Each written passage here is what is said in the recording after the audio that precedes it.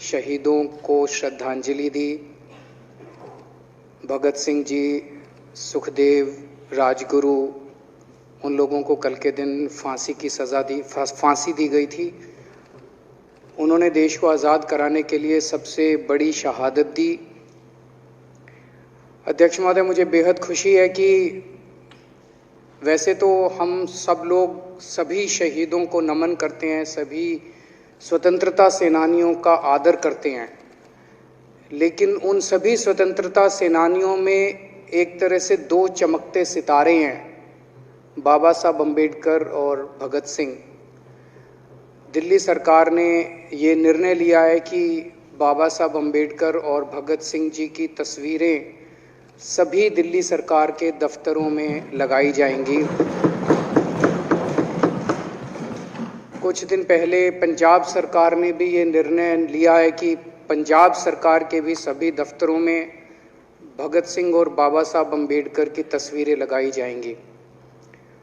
जब से ये ऐलान किया गया है, मैं तो सोच रहा था कि हमारे विपक्ष के साथी इसके ऊपर हमें बधाई देंगे, तारीफ करेंगे कि बहुत अच्छा निर्णय लिया गया। शुक्रिया।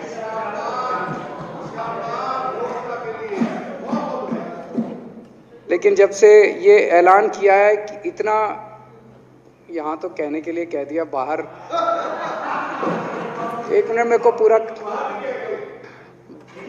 हमें इतना क्रिटिसाइज किया जा रहा है। बीजेपी वाले कह रहे हैं कि बाबा साहब अम्बेडकर और भगत सिंह की क्यों लगाई, सावरकर की क्यों नहीं लगाई, हेडगेवार की क्यों नहीं लगाई। तो मैं कह रहा हूं भाई, सावरकर की और हेडगेवार की तुम लगा लो। अब देखो, जो बोल रहे थे उसमें तो किसी ने टिप्पणी नहीं की। मैंने कहा भाई सावरकर की आप बोल रहे हैं, सावरकर की और हेडगेवार की तुम लगा लो, हम बाबा साहब अम्बेडकर की और भगत सिंह की लगा लेते हैं। कांग्रेस वाले चिल्ला रहे हैं, इंदिरा गांधी की क्यों नहीं लगाई, राजीव गांधी की क्यों नहीं लगाई, सोनिया गांधी की क्यों नहीं लगाई। तो हम कह रहे हैं भाई, इंदिरा गांधी की तुम लगा लो, हम तो बाबा साहब अम्बेडकर की और भगत सिंह की लगाएंगे। अध्यक्ष महोदय, मेरे को पता नहीं था ये लोग बाबा साहब अम्बेडकर और भगत सिंह से ऐसी नफरत क्यों करते हैं सारे प्रतिपक्ष के लोग। मैं आपको बताता हूं क्यों करते हैं, और खासकर बीजेपी वाले बाबा साहब अम्बेडकर से इतनी नफरत क्यों करते हैं, मैं बताता हूं आपको। बाबा साहब अम्बेडकर ने संविधान बनाया, मैं बता देता हूं आपको, आप भी सेटिस्फाई हो जाओगे।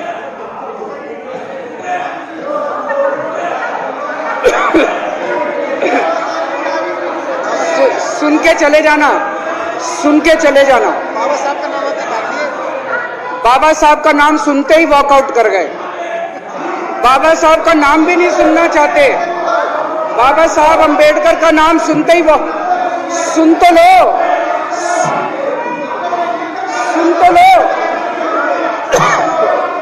वो तमाशा, और ये सब कुछ जो इन्होंने बोला वो सच बोला। सुन तो लो।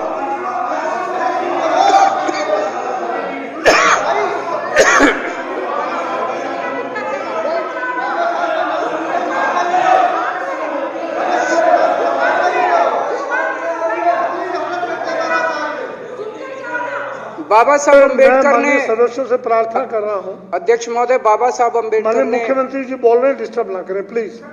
नहीं, ये कोई तरीका। सत्य कौन बोल रहा था?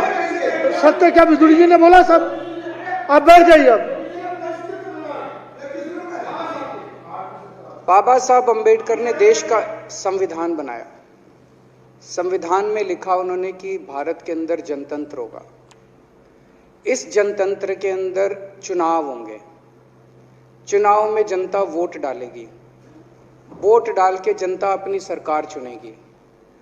वो सरकार लोगों के सपनों को पूरा करने के लिए काम करेगी। बीजेपी को ये पसंद नहीं है। बीजेपी नहीं चाहती चुनाव हो। बीजेपी चाहती है कि चुनाव खत्म हो जाए। चुनाव होने ही नहीं चाहिए।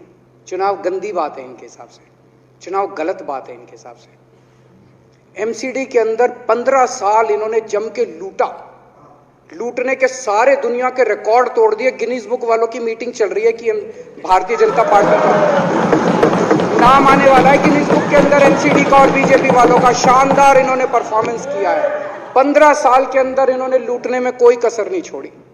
लूटने के बाद जब जनता में त्राही त्राही मच गई, लोग दुखी हो गए 15 साल के इनके शासन के बाद, और जनता ने मन बना लिया कि इस बार इनको मजा चखाएंगे और गुस्सा जाहिर करेंगे।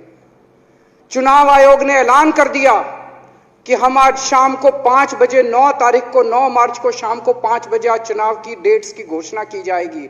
4 तारीख को प्रधानमंत्री के दफ्तर से फोन जाता है, चिट्ठी जाती है चुनाव कमिश्नर को, चुनाव रद्द कर दो। पूरी दुनिया के अंदर आज तक ऐसा नहीं होगा कि प्रधानमंत्री सीधे सीधे चुनाव कमिश्नर को फोन करके और चिट्ठी लिख के कहते हैं कि चुनाव रद्द कर दो। इसलिए ये नफरत करते हैं बाबा साहब अम्बेडकर से। ये कहते हैं बाबा साहब अम्बेडकर नहीं होता तो जनतंत्र नहीं होता इस देश के अंदर। कल एक बीजेपी का बड़ा नेता मिला, बोला जी मैंने तो अपने बीजेपी के बड़े नेताओं को बोल दिया ये चुनाव का चक्कर छोड़ो, एमसीडी में भी एनडीएमसी जैसा कर दो।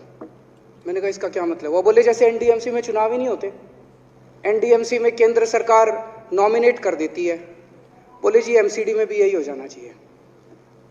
अध्यक्ष महोदय, इनका बस चलना इस देश के अंदर सारे राज्यों में और देश में चुनाव कराना बंद कर दें। इसलिए ये नफरत करते हैं, इसलिए बाबा साहब अंबेडकर से नफरत करते हैं ये लोग। बाबा साहब अंबेडकर चुनाव की प्रक्रिया रख के गए थे, इनका बस चले तो ये चुनाव कराना बंद कर दे। कह रहे हैं हम तीनों एमसीडी को यूनिफाई करना चाहते हैं। अरे 7 साल थे तुम्हारे पास, सो रहे थे क्या 7 साल से? कहां थे तुम लोग 7 साल से? क्यों नहीं तुम लोगों ने क्यों नहीं तुम लोग यूनिफाई करने के लिए पैसे चाहिए? क्यों नहीं तुम लोगों ने यूनिफाई किया 7 साल से? चुनाव के 1 घंटे पहले तुम लोग चिट्ठी लिख रहे हो,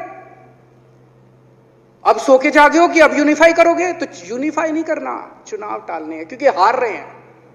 मेरी हाथ जोड़ के विनती है, हार जीत लगी रहती है, कभी ये पार्टी हारती है, कभी वो पार्टी हारती है, कभी आज बीजेपी हारती है, कभी आम आदमी पार्टी भी हारती है, कभी कांग्रेस हारती है। देश बड़ा है, देश की सोचो। आज आम आदमी पार्टी है, कल आम आदमी पार्टी हो सकता ना हो।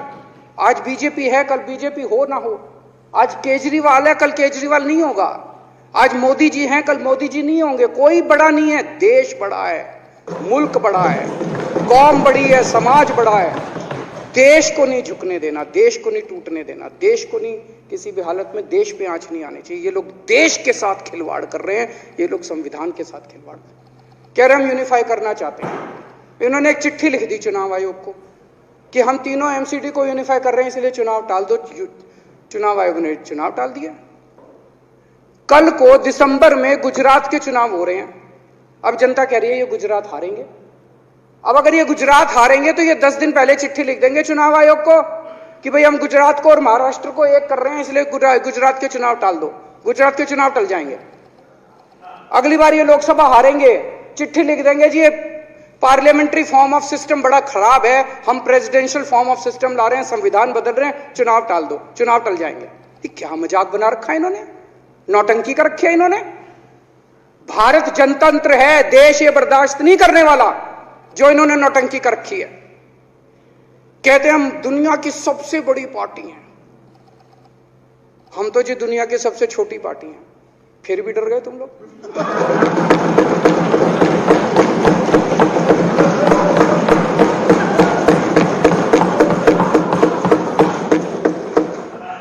दुनिया की सबसे बड़ी पार्टी दुनिया की सबसे छोटी पार्टी से डर के भाग गई। क्या कायर हो यार।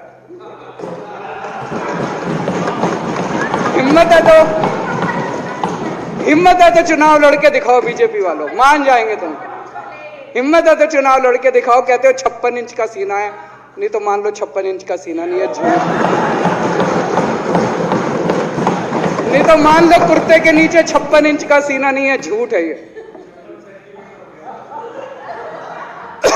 कल मैंने देखा, आपको भी बुरा लगा, मैं आपके कमरे में जब चाय पीने आया, आपने मेरे साथ अपना दुख शेयर किया कि जब एलजी साहब ने भाषण शुरू किया, ये सारे खड़े हो गए नारे लगाने।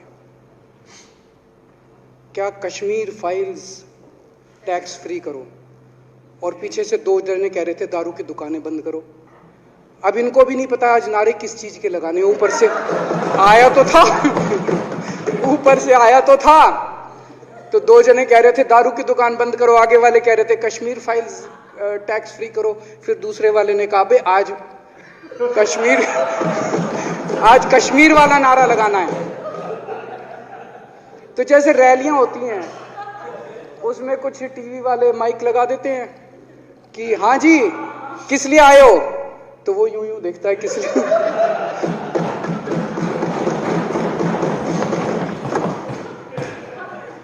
क्या हाल बना दिया इनका। इसलिए थोड़ी राजनीति में आया था, इसलिए थोड़ी राजनीति में आए थे। एक पिक्चर आई थी बंटी और बबली, उस पिक्चर में एक सीन था, कुछ लोग एक नेता के घर के सामने जाते हैं, हमारी मांगे पूरी करो, हमारी मांगे पूरी करो। नेता बाहर आता कहता है क्या मांगे हैं, तो सारे एक दूसरे की तरफ, उनको पता ही नहीं क्या मांगे। आज सारे देश की सारी भारतीय जनता पार्टी एक पिक्चर के पोस्टर लगा रही है गली गली में जाके। पूरी सारी भारतीय जनता पार्टी देश में एक पिक्चर के पोस्टर लगा रही है। इसलिए राजनीति करने आए थे, पिक्चरों के पोस्टर। अपने बच्चों को क्या जवाब दोगे? घर जाके बच्चे पूछेंगे पापा क्या काम करते हो? पिक्चरों के पोस्टर लगाता हूं।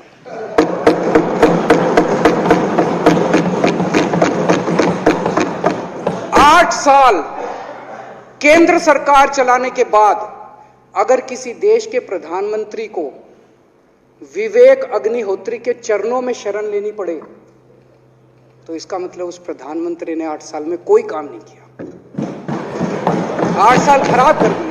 बताओ, विवेक अग्निहोत्री के चरणों में उनको शरण लेनी पड़ रही है, बचा लो बचा लो बचा लो। अगर किसी प्रधानमंत्री को कह रहे कश्मीर फाइल्स टैक्स फ्री करो, अरे यूट्यूब पे डाल दो, फ्री हो जाएगी। टैक्स फ्री क्यों करा रहे हो? इतना ही तुमको शौक है, विवेक अग्निहोत्री को बोलो यूट्यूब पे डाल देगा, सारी पिक्चर फ्री है, सारे जने देख लेंगे एक ही दिन के अंदर। टैक्स फ्री की क्या जरूरत है? यूट्यूब पे क्यों नहीं डाल?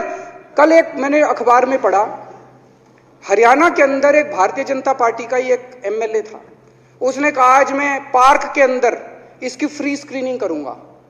तुरंत विवेक अग्निहोत्री का ट्वीट आया खट्टर साहब के, खट्टर साहब देखो ये फ्री में कर रहा है, इसको बोलो टिकट लेके करेगा। भाई साहब, कश्मीरी पंडितों के नाम पे कुछ लोग करोड़ों रुपए कमा रहे हैं और तुम लोगों को पोस्टर लगाने का काम दे दिया। आंखें खोलो, क्या कर रहे हो तुम लोग? वो करोड़ों कमा गया, कश्मीरी पंडितों के नाम पे करोड़ों कमा गया और तुम लोग पोस्टर लगाते रह गए। क्या हाल बना दिया तुम लोगों का यार, आंखें खोलो तुम लोग।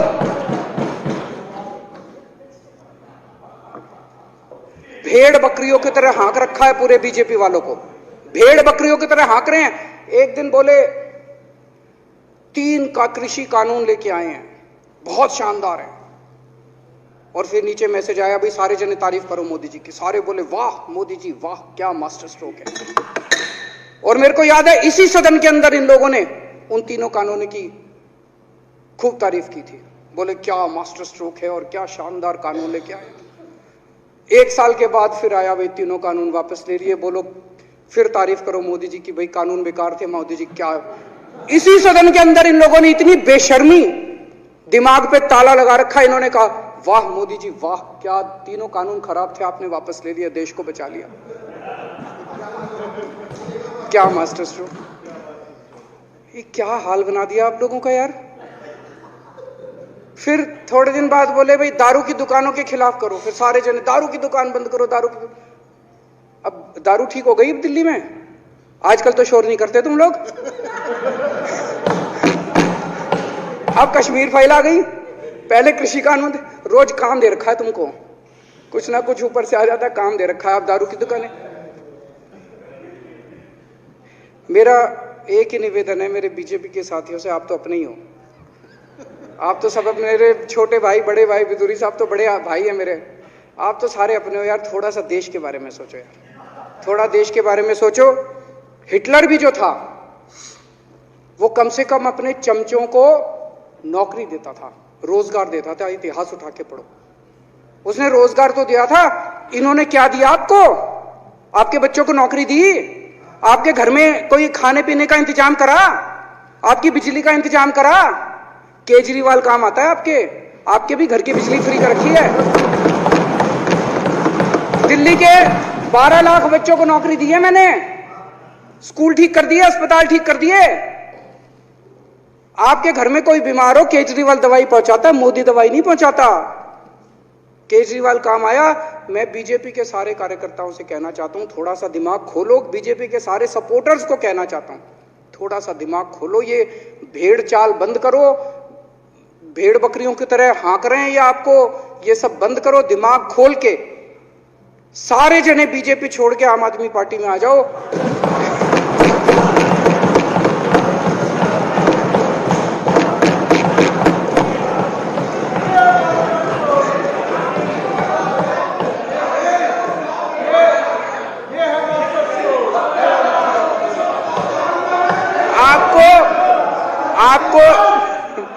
आपको इज्जत मिलेगी, सम्मान मिलेगा। आपसे कतई झूठे नारे नहीं लगवाएंगे। राष्ट्र निर्माण में आपको साथ लेंगे हम, राष्ट्र निर्माण करेंगे आपके साथ मिलकर। ये पोस्टर भी नहीं लगवाएंगे झूठी फिल्मों के। और जो भी करना हो, कम से कम यार ये पिक्चर का प्रमोशन करना तो बंद करो। ये गंदे लगते हो तुम लोग, अच्छी शोभा नहीं देता आप लोगों को। यार आप अच्छे आदमी हो, कुछ करने आए थे राजनीति में, कहां पिक्चर के पोस्टर और प्रमोशन करने में लगा दिया। कल एलजी साहब की स्पीच पूरे देश ने सुनी। एलजी साहब को एक तरह से केंद्र सरकार का नुमाइंदा माना जाता है। एलजी साहब ने भी हमारी सरकार की कितनी तारीफ करी। 50% जीडीपी 5 साल के अंदर बढ़ गया। भारत में आज तक कभी किसी राज्य का नहीं बढ़ा। इतने शानदार काम दिल्ली सरकार ने किए हैं कि केंद्र सरकार द्वारा नियुक्त एलजी साहब ने भी दूसरी सरकार की, आम आदमी पार्टी की सरकार की भूरी भूरी शब्दों में तारीफ की। मैं एलजी साहब का बहुत बहुत शुक्रिया अदा करना चाहता हूं और इस धन्यवाद प्रस्ताव का समर्थन करता हूं।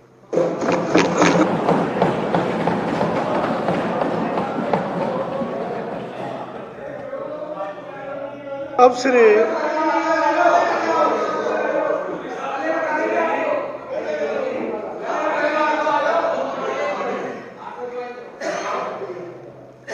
श्री गोपाल राय जी माननीय विकास मंत्री द्वारा प्रस्तुत धन्यवाद प्रस्ताव पर सदन के सामने है। माने कि यह सदन उप राज्यपाल द्वारा दिनांक 23 मार्च 2022 को विधानसभा में दिए गए अभिभाषण के लिए उनके प्रति हार्दिक आभार प्रकट करता है। यह प्रस्ताव सदन के सामने है। जो इसके पक्ष में हाँ कहें, जो इसके विरोध में ना कहें। हाँ पक्ष जीता प्रस्ताव पारित हुआ। माननीय उपराज्यपाल महोदय को इसकी सूचना दे दी जाएगी। जो सदस्य कल दिनांक 25 मार्च, ये इसलिए है कि बजट 25 मार्च को पहले पेश होना था, हमारे 280 नहीं लगे थे। आज 280 हम लगा सकते हैं। शाम 6 बजे तक नोटिस शाखा कमरा नंबर 46 में अपने नोटिस 280 के लिए दे सकते हैं। शाम 6 बजे तक खुला रहेगा। अब सदन की कार्रवाई शुक्रवार दिनांक 25 मार्च 2022 नहीं अब प्लीज एमएलए आरएसएस के बारे में कुछ ऐसे शब्दों का इस्तेमाल किया जो नहीं होना चाहिए। तो मैं आपसे आग्रह करूंगा कि उन शब्दों को जरूर डंडा वही लगाएंगे।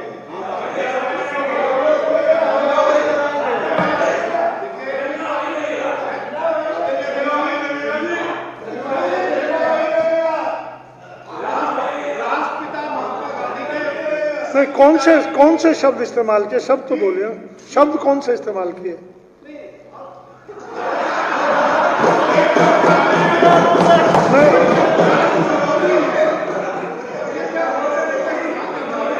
अगर कोई ऐसा शब्द इस्तेमाल हुआ है, आरएसएस देश विरोधी है, उसको हटा देते हैं बस। अब सदन की कार्रवाई शुक्रवार दिनांक 25 मार्च 2022 को पूर्वाह्न 11 बजे तक के लिए स्थगित की जाती है। बहुत बहुत धन्यवाद।